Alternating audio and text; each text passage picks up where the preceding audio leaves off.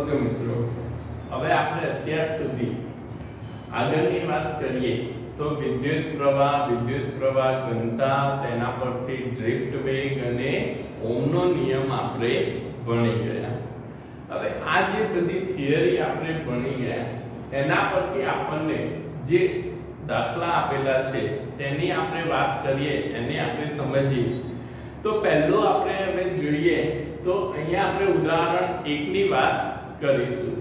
તો ઉદાહરણ 1 માં આપણને શું કીધેલું છે? તો ઉદાહરણ 1 માં આપણને એક તાંબાનો તાર આપેલો છે કે જેનું આડછેદનું ક્ષેત્રફળ 1 × 10⁻⁷ મીટર સ્ક્વેર છે અને તે તાંબાના તારમાંથી 1.5 એમ્પિયર જેટલો પ્રવાહ પસાર થાય છે। તો અહીંયા પસાર થતા ઇલેક્ટ્રોનનો ડ્રિફ્ટ વેગ આપણને શોધવાનો કીધો છે। આપણને એનો ડ્રિફ્ટ વેગ શોધવાનો કીધો છે। બીજું આપણને આપેલું છે કે આ જે તાંબાના તાર છે તે તાંબાના તારમાં રહેલા અણુઓ, દરેક અણુ એક મુક્ત ઇલેક્ટ્રોન આપે છે જેના કારણે 1.5 એમ્પિયર જેટલો પ્રવાહ પસાર થાય છે। તો બીજું આપણને અહીંયા તાંબાની ઘનતા આપેલી છે। તાંબાની ઘનતા આપણને 9 × 10⁻³ kg/m³ આપેલી છે અને તાંબાનો પરમાણુ ભાર આપણને આપેલો છે 63.5 એટોમિક માસ યુનિટ। તો આપણને એટોમિક માસ યુનિટમાં એનો પરમાણુ ભાર આપેલો છે, તો તેના પરથી આપણે એટોમિક માસ યુનિટને કિલોગ્રામમાં ફેરવીએ તો એટોમિક માસ યુનિટને કિલોગ્રામમાં ફેરવવા આપણે 1.66 × 10⁻⁻27 વડે એટોમિક માસને ગુણવું પડે, તો જેનાથી આપણને એનું દળ છે એ દળ આપણને કિલોગ્રામમાં મળી જશે। તો અહીંયા આપણે એ તાંબાના તારમાંથી પસાર થતા ઇલેક્ટ્રોનનો વેગ શોધીએ, ડ્રિફ્ટ વેગ શોધીએ। તો અહીંયા ડ્રિફ્ટ વેગ માટે આપણે કયું સૂત્ર યાદ રાખીશું? તો આપણે આગળ જોઈ ગયા હતા કે જો આપણને પ્રવાહ આપેલો હોય તો પ્રવાહ અને ડ્રિફ્ટ વેગ વચ્ચેનો સંબંધ આપણે મેળવી ચૂક્યા છે। તો એ સંબંધ પરથી I બરાબર NaVd અને E, તો I બરાબર NaVd E આપણે ઉપયોગમાં લઈએ તો એના પરથી આપણે ડ્રિફ્ટ વેગ મેળવી શકીએ છીએ। જે આપણને આડછેદનું ક્ષેત્રફળ આપેલું છે, ઇલેક્ટ્રોનનો વિદ્યુતભાર આપણને ખ્યાલ છે, તો આપણને ખબર શું નથી? પ્રવાહ પણ આપણને આપેલો છે, આપણને ખ્યાલ નથી કે એકમ કદ દીઠ રહેલા ઇલેક્ટ્રોનની સંખ્યા। તો એકમ કદ દીઠ રહેલા ઇલેક્ટ્રોનની સંખ્યા આપણે મેળવવી હોય તો કેમ? કારણ કે અહીંયા આપણને સીધું એકમ કદ દીઠ ઇલેક્ટ્રોનની સંખ્યા આપેલી નથી। આપણને આપેલું શું છે? તો તાંબાની ઘનતા આપેલી છે અને બીજું તાંબાનો પરમાણુ ભાર આપણને આપેલો છે। તો આપણે આ જે એકમ કદ દીઠ ઇલેક્ટ્રોનની સંખ્યા છે એ એકમ કદ દીઠ ઇલેક્ટ્રોનની સંખ્યા પરથી આપણે પહેલા તો આ જે તાંબાનો તાર આપેલો છે તેમાં રહેલા પરમાણુઓની સંખ્યા મેળવવી પડે અને આપણને બીજી એક વસ્તુ આપેલી છે કે દરેક પરમાણુ એક ઇલેક્ટ્રોન મુક્ત કરે છે। તો આપણે અહીંયા જેટલા પરમાણુ શોધીશું એટલા જ ઇલેક્ટ્રોન તેમાંથી મુક્ત થશે અને જે ગતિ કરે છે જેના કારણે પ્રવાહનું નિર્માણ થાય છે। મતલબ કે એકમ કદ દીઠ આપણે જેટલા પરમાણુ શોધીશું એ જ આપણા એકમ કદ દીઠ ઇલેક્ટ્રોનની સંખ્યા થશે। તો n મેળવવા માટે n આપણને ખ્યાલ છે, તો n બરાબર શું થશે? તો કુલ ઇલેક્ટ્રોનની સંખ્યા ભાગ્યા તેનું કદ। તો સ્મોલ n બરાબર આપણને કેપિટલ N, કુલ ઇલેક્ટ્રોનની સંખ્યા ભાગ્યા કદ। અહીંયા આપણે પરમાણુને સીધા ઇલેક્ટ્રોન જ કહીશું કારણ કે દરેક પરમાણુ એક ઇલેક્ટ્રોન મૂવ કરે છે. બીજું આપણે વાત કરીએ તો અહીંયા આપણને તાંબાનો પરમાણુ ભાર અને ઘનતા આપેલા છે. તો ઘનતા ρ બરાબર આપણને કુલ દર ભાગ્યા તેનું કદ થાય. આપણને આ વસ્તુ ખ્યાલ છે. ρ બરાબર m/v. જે આપણે જોઈએ તો કુલ દર એટલે શું થશે મિત્રો? તો કુલ દર એટલે તાંબાના તારમાં રહેલા પરમાણુઓની સંખ્યા ગુણ્યા એક પરમાણુનું દળ. તો એક પરમાણુનું દળ કેટલું હોય? તેના પરમાણુ ભાર જેટલું. તો તાંબામાં રહેલા કુલ પરમાણુઓની સંખ્યા કેટલી? n. અને એક પરમાણુનું દળ કેટલું? સ્મોલ m ભાગ્યા v. તો આપણને m જે છે એ તાંબામાં રહેલા કુલ પરમાણુઓની સંખ્યા ગુણ્યા દળ મળશે ભાગ્યા તેનું કદ થાય. હવે આપણને અહીંયા જોઈએ તો કેપિટલ N જે છે એ કેપિટલ N આપણને ખ્યાલ નથી. તો આ સૂત્રમાંથી કેપિટલ N ની કિંમત આપણે મૂકીએ તો કેપિટલ N બરાબર અહીંયા આ સૂત્રમાંથી આપણે n ને કરતા બનાવીએ તો v આ બાજુ આવશે ρ v ભાગ્યા છેદમાં n. અને એ જે n આપણને મળે છે એ n ની કિંમત આપણે આમાં મૂકીએ તો ρ v છેદમાં m ભાગ્યા v. તો જ્યાં આપણે n બરાબર અહીંયા શું લીધું? ρ v ભાગ્યા m લીધું. જે કિંમત આપણે આમાં મૂકી.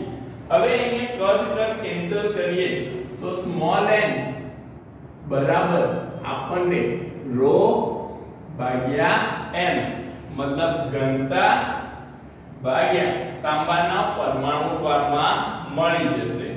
હવે આ જે આપણને મળ્યા એ શું છે મિત્રો? તો એકમ કદ દીઠ આપણને પરમાણુઓની સંખ્યા આપણે મેળવી. પરંતુ આપણને ખ્યાલ છે કે દરેક પરમાણુ એક ઇલેક્ટ્રોન મૂવ કરે છે.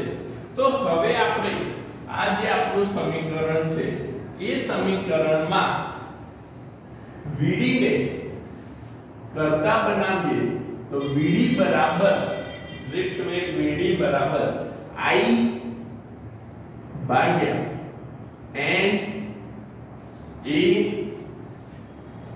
into e થશે. જ્યાં સ્મોલ m ની કિંમત મૂકતા I into m ભાગ્યા ρ a into e.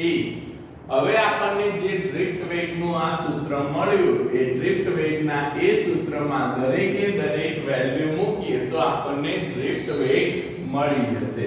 તો Vd બરાબર વિદ્યુત પ્રવાહ આપણને કેટલો આપેલો છે? તો વિદ્યુત પ્રવાહ આપણને 1.5 એમ્પિયર આપેલો છે.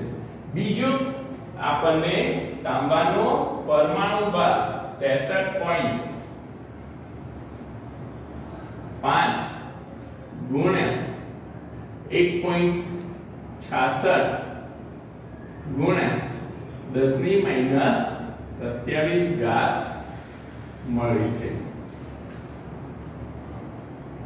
ρ તાંબાની ઘનતા આપણને 9 ગુણ્યા 10 ની 3 ઘાત આપેલી છે.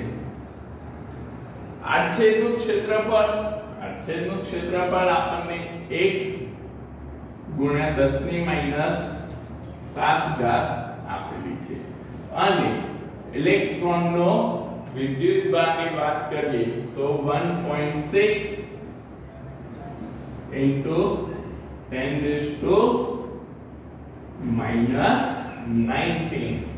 તો આપણને આ જે કિંમતો છે એ કિંમતોમાં આપણે સાદુરૂપ આપીએ તો આપણને ડ્રિફ્ટ વેગ જે છે એ ડ્રિફ્ટ વેગ 1.098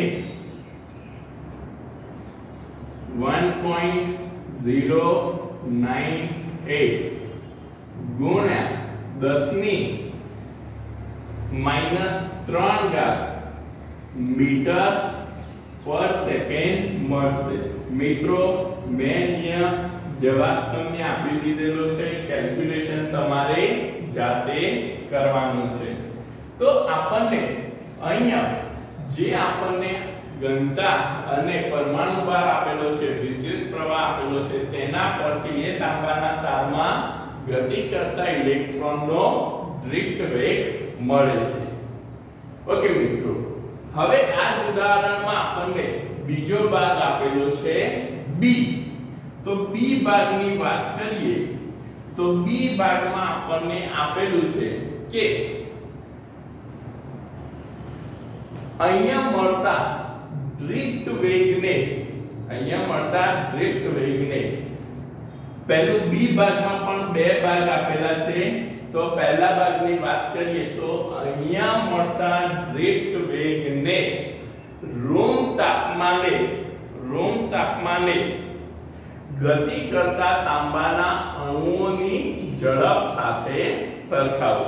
તો આપણને મિત્રો આ જે ડ્રિફ્ટ વેગ મળ્યો છે એ ડ્રિફ્ટ વેગને આપણે રૂમ તાપમાને તાંબાના અણુઓની ઝડપ સાથે સરખાવવાનો છે। હવે આ જે રૂમ તાપમાને તાંબાના અણુઓની જે ઝડપ છે એ ઝડપ મિત્રો તમને યાદ હોય તો આપણે 11મા ધોરણમાં ભણી ગયા છે। તો ઉષ્મીય ગતિ જેને આપણે શું કહીએ છીએ, ઉષ્મીય ગતિ,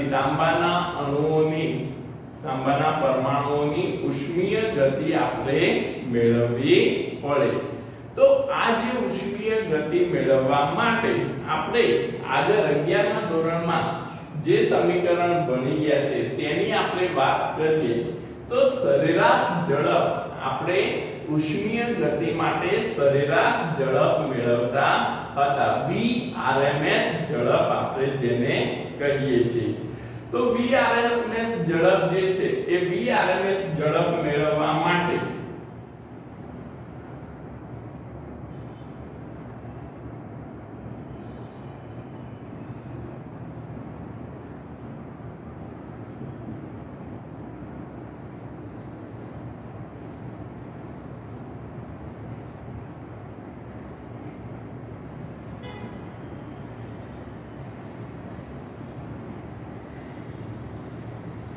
Vrms ઝડપ મેળવવા માટે તમને યાદ હોય તો આપણે આ સમીકરણનો ઉપયોગ કરતા હતા, KBT બોલ્ટ્ઝમેન અચળાંક।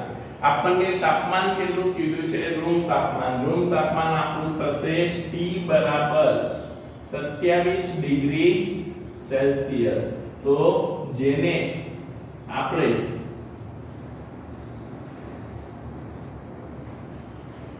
કેલ્વિન માં ફેરવીએ તો 300 કેલ્વિન થશે। 300 કેલ્વિન તાપમાને આપણે એની સરેરાશ ઝડપ મેળવવાની થાય। તો આ જે સરેરાશ ઝડપ મેળવવા માટે આપણે અહીંયા જે Vrms v² છે એ v² ને કરતા બનાવીએ તો 2 તો કેન્સલ થશે, m છેદમાં જશે તો Vrms બરાબર 3 v² બરાબર 3 kBT છેદમાં m દળ m। બંને બાજુ વર્ગમૂળ કરતા અંડરરૂટ વર્ગમૂળ આપણે કરીએ v²। તો અહીંયા આપણે વર્ગમૂળમાં સરેરાશ વેગનો વર્ગ, તો જેને આપણે શું કહીએ છીએ, Vrms। તો Vrms આપણને 3 વર્ગમૂળમાં 3 kBT ભાગ્યા m મળશે, વર્ગમૂળમાં 3 kBT ભાગ્યા m મળશે, જ્યાં તમે kb બોલ્ટ્ઝમેન અચળાંક છે, T તાપમાન છે અને m આપણને પરમાણુ ભાર આપેલો છે. તો જેની કિંમત મૂકતા Vrms વર્ગમૂળમાં 3 into બોલ્ટ્ઝમેન અચળાંક kb 1.38 into 10⁻³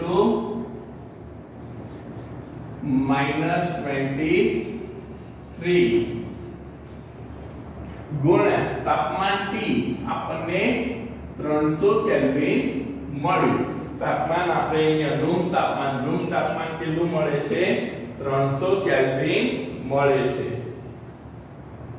ભાગ્યા આપણે પરમાણુ ભાર લઈએ તો પરમાણુ ભાર આપણે આગળ મેળવી ચૂક્યા છે, સ્મોલ m 63.5 ગુણ્યા 1.66 ગુણ્યા 10⁻27 ઘાત, 63.5 ગુણ્યા 1.66 ગુણ્યા 10⁻27 ઘાત.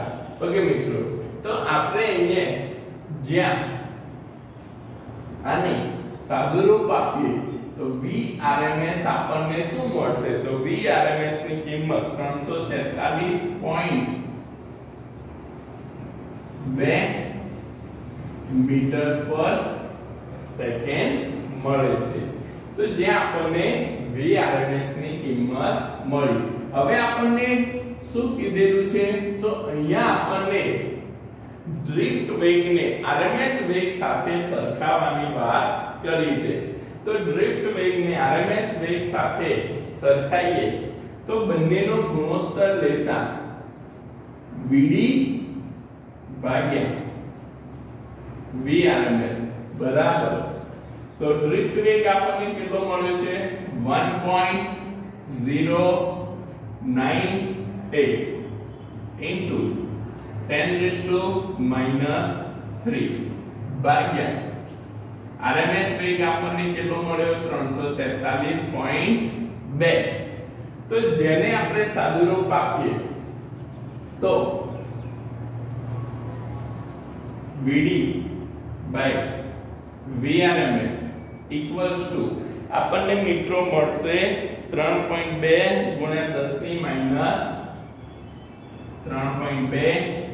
ગુણ્યા 10⁻6 ઘાત. ઓકે, તો જ્યાં આપણો Vd ડ્રિફ્ટ વેગ એ 3.2 ગુણ્યા 10⁻6 ઘાત, Vrms ને આ બાજુ લઈ લઈએ એટલા ગણો આપણને મળે છે. 3.2 ગુણ્યા 10⁻6 ઘાત Vrms, મતલબ કે ડ્રિફ્ટ વેગ આપણને RMS કરતા આટલા ગણો 3.2 ગુણ્યા 10⁻6 ઘાત જેટલો મળે છે. ઓકે મિત્રો, તો આ થઈ આપણે પહેલી કે ડ્રિફ્ટ વેગને આપણે ઉષ્મીય તાપમાને ઉષ્મીય ગતિ કરતા તાંબાના અણુઓની ગતિ સાથે આપણે સરખાઈ શકીએ. હવે આપણને આમાં બીજું પૂછેલું છે તે પહેલા મિત્રો તમે આનો એક સ્ક્રીનશોટ લઈને લખી શકો. એના પરથી આપણે અને પૂછીને આપણે બીજો ભાગ લઈશું.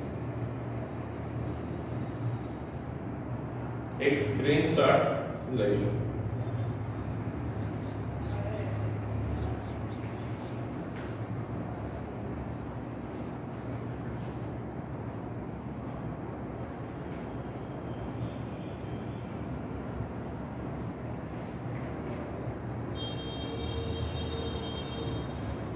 ઓકે મિત્રો, હવે આપણે બી પાર્ટમાં આ જે બી ભાગ આપણને આપેલો છે એમાં પહેલો તાંબાના પરમાણુની ઉષ્મીય ગતિની સાથે ડ્રિફ્ટ વેગને સરખાવ્યો. બીજો ભાગ એમાં આપણને કીધેલું છે કે જ્યારે આપણે આ તાંબાના તારને વિદ્યુત ક્ષેત્ર આપીએ અને એ વિદ્યુત ક્ષેત્રના કારણે જે ઇલેક્ટ્રોન છે એ ઇલેક્ટ્રોનની ગતિને આપણે ડ્રિફ્ટ વેગ સાથે સરખાવવાની કીધી છે. તો અહીંયા આપણે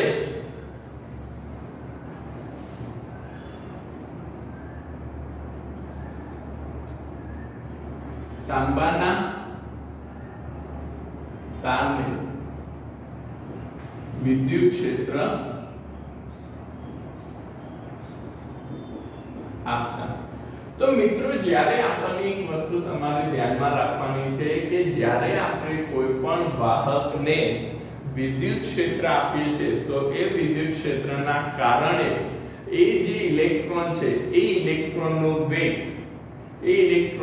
વેગ આપણને પ્રકાશના વેગ જેટલો મળે છે કે જે આપણે c દ્વારા દર્શાવીએ છીએ. તો જે આપણને આગળ આપણે એક નંબરમાં જે પ્રમાણે જોયું કે આપણે એને RMS સાથે સરખાવ્યું, RMS ઝડપ સાથે સરખાવ્યું, તો એ જ રીતે આપણે ડ્રિફ્ટ વેગને પ્રકાશના વેગ સાથે સરખાઈએ તો અહીંયા આપણને ડ્રિફ્ટ વેગ મળેલો છે 1.098 into 10⁻³ અને પ્રકાશનો વેગ આપણને ખ્યાલ છે 3 into 10⁸. તો જેના પરથી તમે Vd જે છે એ Vd ની કિંમત આપણને મળશે 3.66 ગુણ્યા 10⁻12 જે તમે ઉપરના સમીકરણ પરથી ગણી શકો છો. તો Vd/c પ્રકાશનો વેગનો ગુણોત્તર આપણને આટલો મળે છે. તો જેના પરથી આપણે Vd કહીએ તો Vd એ પ્રકાશના વેગ મતલબ કે જ્યારે આપણે તાંબાના તારને વિદ્યુત ક્ષેત્ર આપીએ છીએ તો તેના કારણે થતી ગતિ એ તેના ડ્રિફ્ટ વેગ કરતા 3.66 ગુણ્યા 10⁻12 જેટલી આપણને મળે છે.